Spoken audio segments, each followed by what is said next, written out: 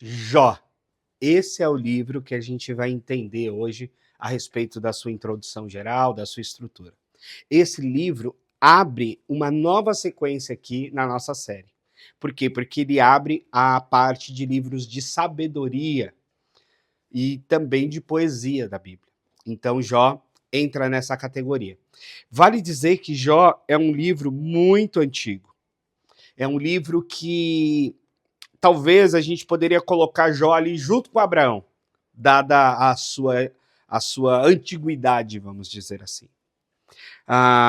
Mas ele está na Bíblia nesse momento, nessa sequência do cânon, justamente por ele inaugurar esse novo bloco bíblico dos livros de sabedoria. É importante você saber isso. A Bíblia não está em ordem cronológica. Ela está numa organização temática. E aí, nesse momento, a gente entra nesse novo tema dos livros de sabedoria. Esse é o gênero, né? Sabedoria poética e debate filosófico. O tema central é por que os justos sofrem? Por que as pessoas boas sofrem? Esse é o tema fundamental de Jó. E o contexto é que ele está fora da história de Israel, ele está considerando um cenário universal. Ele não tem uma localização geográfica específica, nem uma nacionalidade específica. Bom, a primeira parte do livro de Jó é o teste. É quando tem aquele diálogo famoso entre Deus e o diabo a respeito dele. A maior parte do livro de Jó, veja, do capítulo 3 até o 31, é o debate de Jó com seus 3 amigos. É uma sequência desses debates quase teatral. Se você já leu obras de teatro, como Shakespeare e outras coisas, você vai ver algo parecido ali. Porque é um debate sequencial, onde um vai falando de cada vez, e os 3 amigos falam e Jó fala, os 3 amigos falam e Jó fala, e etc. Depois, o que é chamado aqui de uma perspectiva adicional, do 38 ao 41, e por fim a fala de Deus no 42 com a restauração de Jó. Então, essa é a estrutura geral. Qual é o cenário?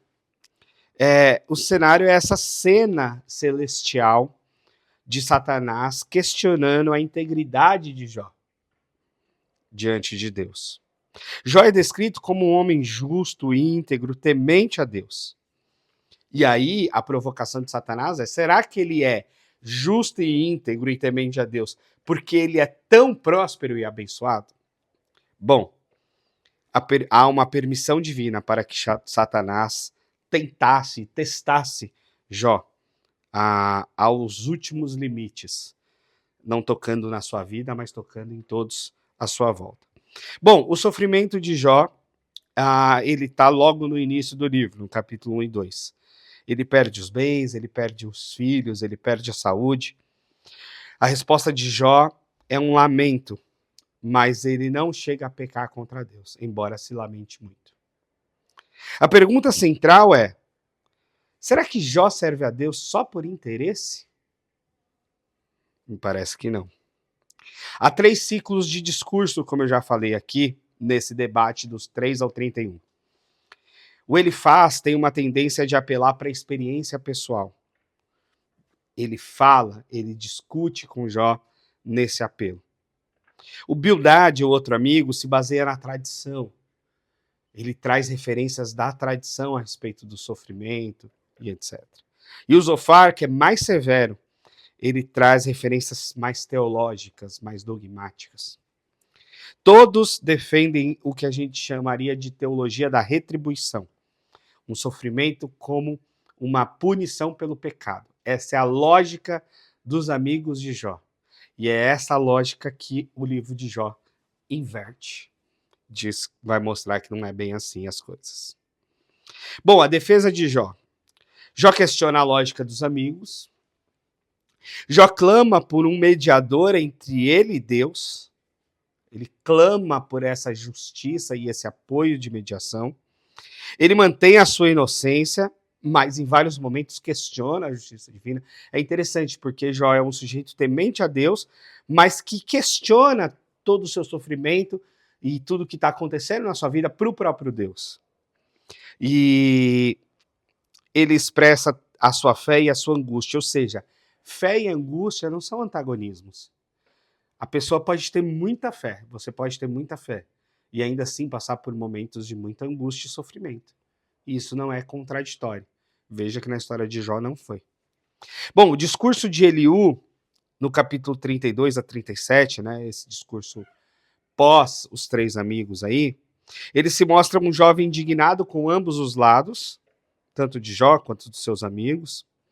Ele defende que o sofrimento pode ser disciplinar e formativo e não necessariamente punitivo. E ele prepara o caminho para a fala de Deus. Então a fala de Eliú faz essa mediação entre a fala aqui dos amigos, dos três amigos com Jó, e a fala de Deus que vem depois. Deus responde Jó, do capítulo 38 ao 41. Deus fala de um meio de um redemoinho. Deus não responde diretamente porque os justos sofrem, mas ele mostra a sua soberania, a sua grandiosidade. O ponto, o ser humano não é capaz de compreender os mistérios divinos. Lembra que Deus questiona Jó aqui nesse contexto, dizendo, Jó, onde é que você estava quando eu criei o universo? Onde é que você estava quando eu fiz o mundo? Onde é que a gente estava quando Deus criou todas as coisas? A gente nem existia. Então é esse o sentido da resposta de Deus no primeiro momento. É o sentido da sua soberania. Bom, os temas e aplicações desse livro. O problema de sofrimento não tem resposta simples.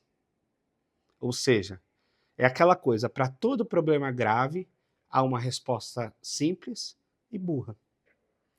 Porque os problemas graves e difíceis exigem respostas complexas e difíceis.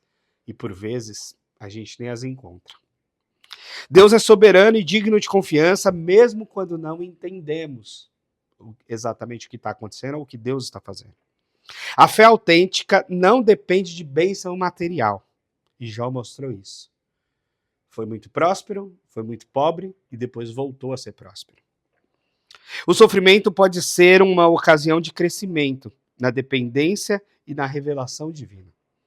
Interessante que a gente pode experimentar coisas especiais de Deus também no sofrimento. Não por causa dele, mas no meio dele.